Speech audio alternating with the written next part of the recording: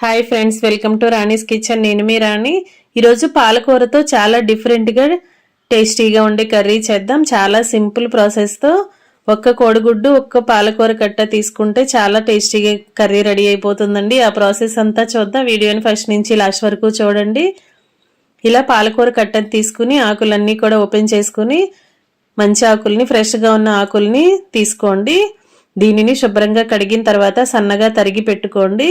ఇప్పుడు cooking start చేద్దాం. Stove on చేసి కళాయి పెట్టుకుని 2 టేబుల్ స్పూన్ల ఆయిల్ పోసుకుని కొంచెం జీలకర్ర, ఆవాలు, కరివేపాకులు వేసుకుని బాగా ఫ్రై అయిన తర్వాత ఆనియన్స్, పచ్చిమిర్చి ముక్కలు కూడా వేసుకుని బాగా మగ్గించండి. ఆనియన్స్ బాగా సాఫ్ట్గా మగ్గిన తర్వాత తరిగి పెట్టుకున్న, కట్ చేసి పెట్టుకున్న పాలకూరను వాటర్ అనేవి ఏమీ లేకుండా ఆకులన్నీ కూడా అలా కర్రీలో వేసేసుకోండి. వాటిని కూడా ఆనియన్స్తో పాటు బాగా కలిపిన తర్వాత కొంచెంగా సాల్ట్ వేయండి. పాలకూరకి, ఆకుకూరలకి సాల్ట్ అనేది ఎక్కువగా పట్టదండి, కొంచెం వేసినా సరిపోతుంది. కొంచెంగా సాల్ట్ వేసుకుని మగ్గించండి. సాల్ట్ వేసిన తర్వాత ఆకుకూర నుండి వాటర్ అనేవి బాగా రిలీజ్ అవుతూ ఉంటాయి. కొంచెం సేపు మూత పెట్టుకుని ఉడికించిన తర్వాత ఒక 1/2 టీ స్పూన్ అల్లం వెల్లుల్లి పేస్ట్ కూడా వేసుకుని బాగా మగ్గించండి. ఆకుకూరతో పాటు అల్లం వెల్లుల్లి పేస్ట్ కూడా బాగా కలిపి వేపండి.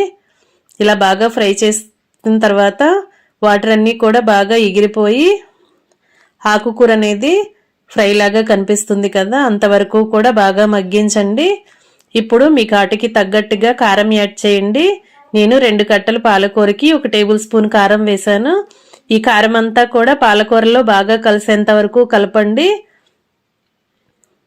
పాలకూరలో ఉన్న వాటర్తోనే కారం మొత్తం కలిసిపోతుందండి. ఇంకా ఎక్కువగా వాటర్ అనేవి అస్సలు యాడ్ చేయొద్దు.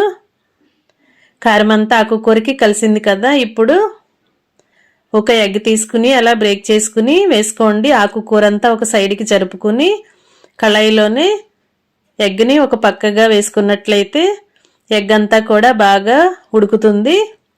ఇలా కొంచెం సేపు ఉడికిన తర్వాత ఎగ్ అంతా కూడా చిన్న చిన్న ముక్కలుగా కట్ చేసుకుని ఇలా ఆకుకూరలో కలుపుకోండి.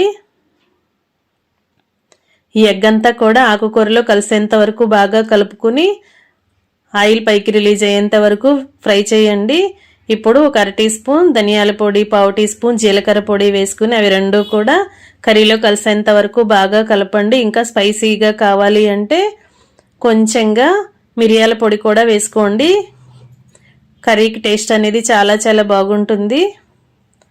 ఈ మూడు కూడా బాగా కలుపుకుని బాగా మగ్గించి ఫ్రై చేయండి. ఆయిల్ అంతా కూడా, కర్రీ అంతా కూడా వాటర్ తగ్గిపోయి ఆయిల్ రిలీజ్ అయ్యేంత వరకు ఫ్రై చేసి స్టవ్ ఆఫ్ చేసుకోండి. ఇంకా రెడీ అయిపోయిందండి పాలకూర ఎగ్ కర్రీ. చాలా చాలా బాగుంటుంది. ఒక్కసారి ఈ ప్రాసెస్తో మీరు కూడా చేసి చూడండి, ఇంట్లో అందరికీ నచ్చుతుంది. ఈ పాలకూర అనేది రైస్కే కాకుండా చపాతీకి కూడా చాలా చాలా బాగుంటుంది. ఖచ్చితంగా మీరు కూడా ట్రై చేయండి. వీడియో నచ్చినట్లయితే లైక్ చేయండి, ఛానల్ని సబ్స్క్రైబ్ చేసుకోండి. మరొక రెసిపీతో మళ్ళీ కలుద్దాం. Thanks for watching.